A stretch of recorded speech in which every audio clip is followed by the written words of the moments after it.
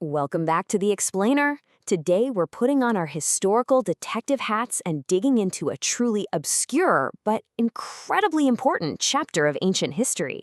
We're going to be exploring the twilight of a massive empire and the sudden rise and very rapid fall of the Kanva dynasty.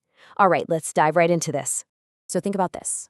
What actually happens when an empire doesn't just collapse overnight, but, slowly rots from the inside out? I feel like we often picture historical falls as these dramatic, fiery events, cities getting sacked, total overnight chaos. But the reality? It's usually much more gradual. And that is exactly what we're going to see in the post-Mauryan period in India. It's a time when central authority eroded decade by decade, leaving the door wide open for some serious, opportunistic court intrigue. To really grasp this rot, just look at this massive contrast.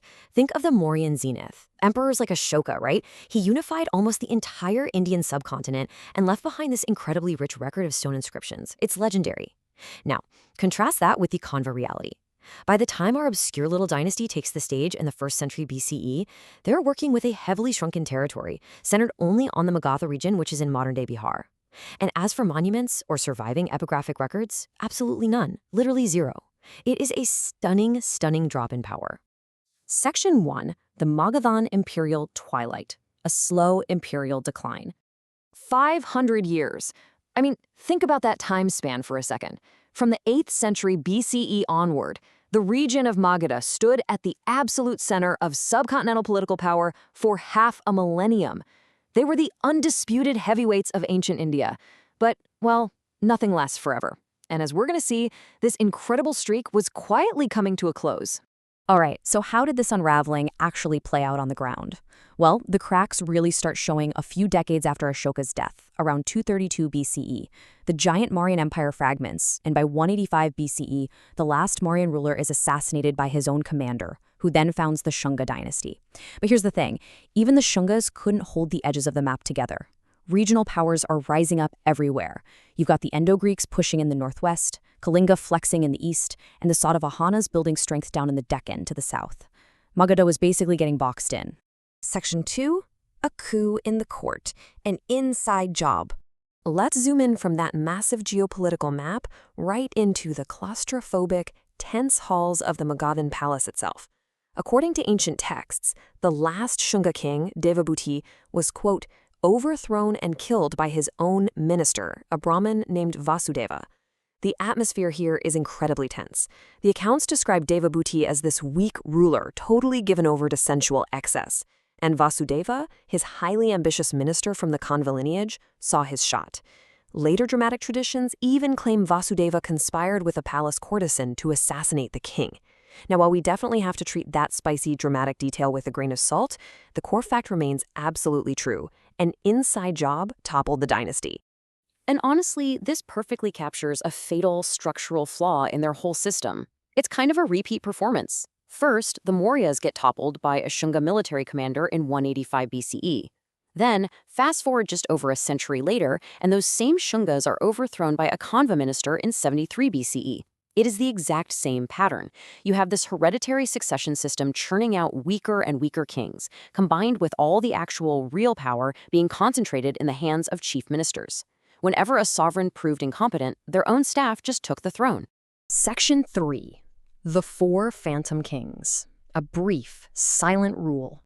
So this begs a really big question. How do we actually know anything about a dynasty that left zero monuments behind? There are no grand buildings, no royal edicts carved in stone, just a few scattered, fiercely debated coins. The total absence of evidence is, in a weird way, evidence in itself. It absolutely proves they simply did not have the vast resources of the people who came before them. So, as historical detectives, what is our flashlight in the dark here? We have to rely almost entirely on the Puranas. If you're not familiar, these are these massive compendia of Hindu mythology and history, compiled over many centuries. And they contain these incredibly terse, highly moralistic king lists. They're basically our only real guide for this period, even though, they can be inconsistent and were compiled long after the fact by later editors. When we piece together those Puranic lists, we get a painfully brief timeline. Seriously, just 4 kings. We've got Vasudeva, the founder, ruling for about 9 years, then his son Bhumitra for 14, Narayana for 12, and the final king Susarman for roughly 10 years. And that's it. Beyond their names and these super approximate dates, the texts tell us absolutely nothing about their personalities, their policies, or their day-to-day lives. They're historical phantoms. That is only 45 total years of rule, the whole shebang. We're looking at a history that's told almost entirely through silences and massive gaps. This was a brief, highly localized rump state desperately trying to hold on to the fading glory of Magadha. So why such a short run? If we connect the dots, it makes total sense. Geographically, they were boxed in, ruling a modest territory with rapidly declining resources.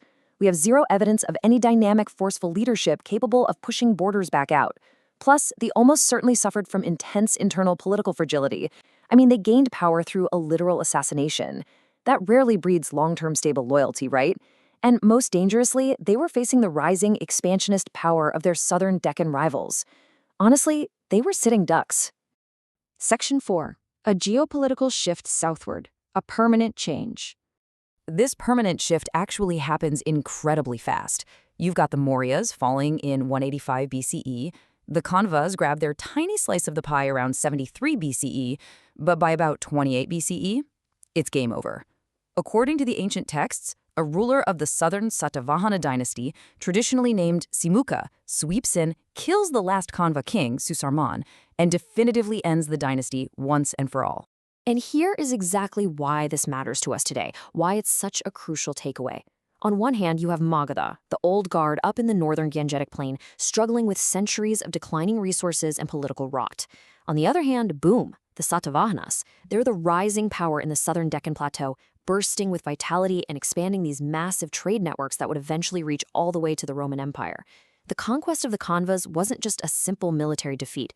It was a literal passing of the historical torch. The political and economic center of gravity of the entire Indian subcontinent shifted definitively southward.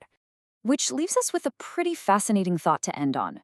Are the most pivotal historical shifts always marked by grand monuments?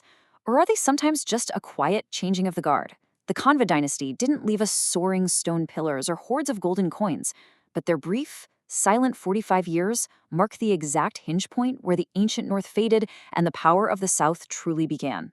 It really just goes to show sometimes the most profound historical changes happen in the quietest of gaps. Thanks for exploring this with me today. And hey, keep questioning the history that isn't carved in stone.